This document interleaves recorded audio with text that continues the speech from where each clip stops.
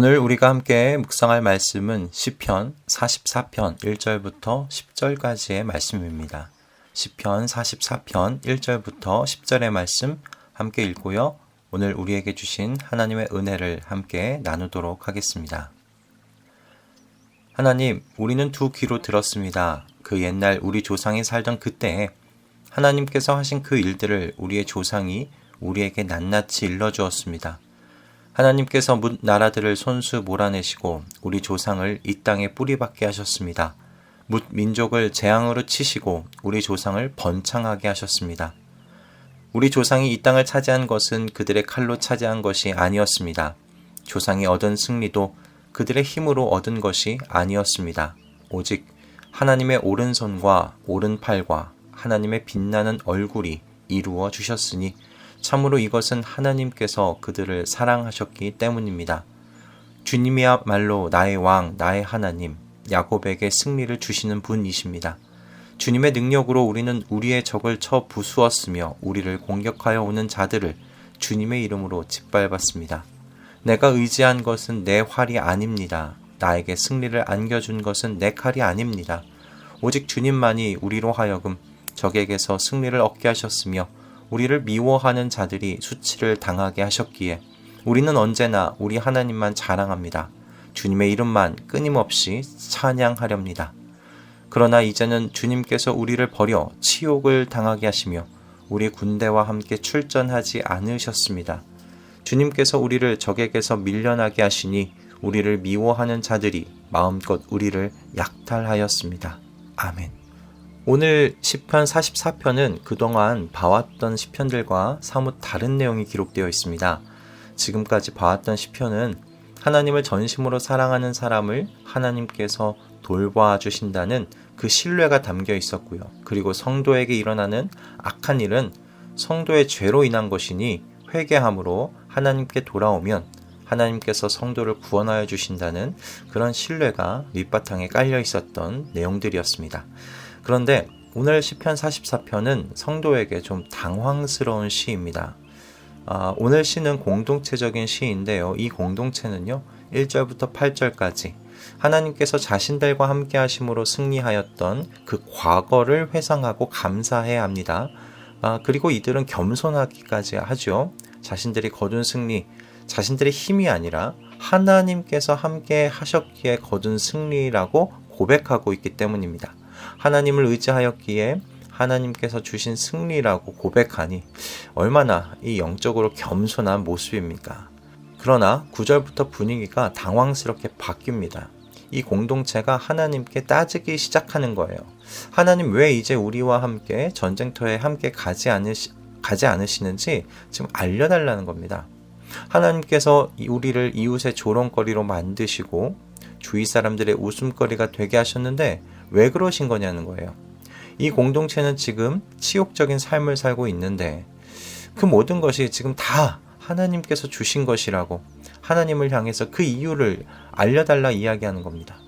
그런데 더 충격적인 것은요, 이들이 지금 당하는 고통이 그들의 죄 때문이 아니라는 점입니다. 이 공동체가 하나님 앞에 고백하는 건 자신들이 주님을 잊지 않았다는 거예요. 주님의 언약을 깨트리지 않았다고 자신 있게 말하고 있어요.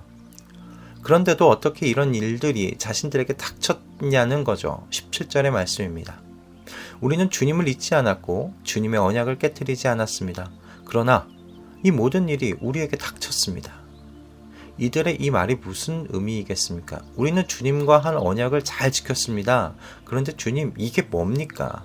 주님은 왜 우리와 하신 언약을 지키지 않으십니까? 주님께서는 분명 우리의 하나님 되어주신다고 하지 않으셨습니까? 우리가 날마다 지금 죽임을 당하며 잡아먹힐 양과 같은 처지가 되었습니다. 주님, 이거 왜 이런 겁니까? 이 44편을 읽어가면서 욥기가 생각나지 않을 수 없었어요.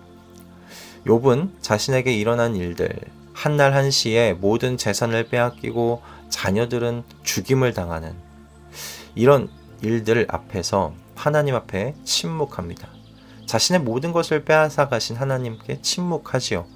그런데요, 그 침묵이요, 욥의 인내가 아니었어요. 우리는 뒤에 욥의 세 친구와 함께 대화하는 욥의 이야기를 통해 그의 침묵이 인내가 아니었다는 것을 알 수 있습니다. 욥은 친구들과 대화를 하면서 하나님께서 왜 자신을 태어나게 하셨는지, 차라리 태어나지 않았으면 더 좋았을 뻔했다고 말하기까지 합니다. 욥은 자신의 이 모든 고통이 욥이 지은 죄 때문이라고 말하는 친구들에게 오늘 시인과 같이 거듭거듭 자신은 죄가 없다고 항변합니다. 욥이 세 친구에게 하는 말은 잘 들어보면 친구들에게 하는 말이 아니에요. 하나님께 직접 대놓고 얼굴 붉히고 말할 수 없으니까 친구들에게 쏟아내는 겁니다. 한마디로 욥기 1장을 제외하고 2장부터 나오는 내용은 욥의 성질 부림입니다. 욥이 성질을 부리는 것이 이해가 되지요. 욥에게 말하는 친구들이나 욥이나 하나의 법칙 안에서 말하고 있기 때문입니다. 도덕과 윤리의 법칙, 인과율의 법칙입니다. 욥은 욥대로 도덕적으로 윤리적으로 살았어요. 하나님께서 주신 말씀대로 어긋나지 않으려고 얼마나 조심하며 지냈는지 모릅니다. 자신들의 자녀들이 하나님 앞에 죄를 지었을까봐 이 자녀들을 위해서 하나님 앞에 대신 제사를 지냈을 정도의 욥이었잖아요. 그러니 욥도 화가 나는 겁니다. 성질이 나는 거예요. 아무리 생각해봐도 내가 이런 고난과 고통을 당할 이유가 없는 겁니다. 그리고 욥의 친구들도 이 도덕과 윤리 법칙의 세상 속에서 욥의 일을 해석하려고 합니다. 너가 이렇게 고통당하는 이유? 바로 너의 죄 때문이라는 겁니다. 그러니 하나님 앞에 겸손히 나아가서 성질 부리지 말고 회개하라는 거예요. 이런 욥과 친구들의 대화 앞에 하나님께서 38장에 갑작스럽게 나타나십니다. 그런데요, 하나님의 답변이 참 당황스럽습니다. 하나님께서는 인과 율과 도덕과 윤리의 법칙을 말하는 사람들 앞에서 무엇을 말씀하시냐면 창조의 이야기를 하십니다. 빛이 어디에서 오느냐, 어둠의 근원이 어디 있는지 아느냐, 빛과 어둠이 있는 그곳에 이르는 길을 너는 아느냐. 욥은 대답해봐라. 말에게 강한 힘을 준 것이 너냐? 내가 말을 메뚜기처럼 뛰게 만들었느냐? 매가 높이 솟아올라서 남쪽으로 날개를 펴고 날아가는 것이 너에게서 배우는 것이냐? 하나님께서 욥에게 계속 물어보시는데 이 모든 것이요, 창조와 그리고 그 창조한 것을 다스리시는 하나님에 대한 이야기입니다. 하나님께서 욥에게 하신 말씀은 누가 세상을 창조했고 누가 이 세상을 지금도 유지하고 있느냐는 말씀이었습니다. 즉, 욥, 너도 내가 만들었고 너도 내가 살아가도록 돌보고 있다라는 거예요. 이 세상의 원인도 나이고 이 세상 속에 개입해서 새로운 창조를 만들어내는 것도 지금 내가 한다고 하나님께서 말씀하시는 겁니다. 로안 윌리엄스라는 분이요, 이런 말씀을 하셨다고 합니다. 하나님께서는 지금이라도 언제든지 창조 세계 안에 새로운 창조로 개입하실 수 있다. 여러분, 하나님은요, 창조하시는 하나님이십니다. 즉, 우리가 아는 인과율의 법칙, 도덕과 윤리적인 법칙을 넘어서서요, 더 큰 새로운 그림을 그리실 수 있는 분이 하나님이시라는 거예요. 그러므로 우리는 하나님을 절대로 다 알 수 없습니다. 이사야서 50장 8에서 9절의 말씀과 같아요. 나의 생각은 너희의 생각과 다르며 너희의 길은 나의 길과 다르다. 하늘이 땅보다 높듯이 나의 길은 너희의 길보다 높으며 나의 생각은 너희의 생각보다 높다. 아멘. 우리가 다 알 수 있는 하나님이라면 그분이 어떻게 하나님이 되실 수 있겠습니까? 그렇죠? 그러므로 이와 같으신 하나님 앞에 우리의 반응은 무엇이 되어야 할까요? 네, 여러분, 신뢰입니다. 한결같은 신뢰예요. 한결같이 하나님은 선하신 하나님이시라는 것을 믿는 겁니다. 여러분, 이것이 믿음입니다. 오늘의 시인과 같이 말입니다. 시인은 오늘 마지막 절에서 이렇게 이야기합니다. 일어나십시오. 우리를 어서 도와주십시오. 주님의 한결같은 사랑으로 우리를 구하여 주십시오. 여러분, 이 공동체가요, 다른 길을 찾지 않았어요. 우리와 언약했던 하나님, 이제 믿을 수 없으니까 우리 새로운 웅덩이를 파자. 새로운 길을 좀 찾아봐야 되지 않겠느냐. 여러분, 그렇게 새 길을 찾지 않았어요. 그럼에도 불구하고였습니다. 그럼에도 불구하고 선하신 하나님, 한결같은 사랑을 품고 계시는 하나님을 신뢰하여 하나님께 도움을 요청하고 있는 겁니다. 저는 이 시인의 모습이 우리가 하나님 앞에 가지는 모습 되기를 소원합니다.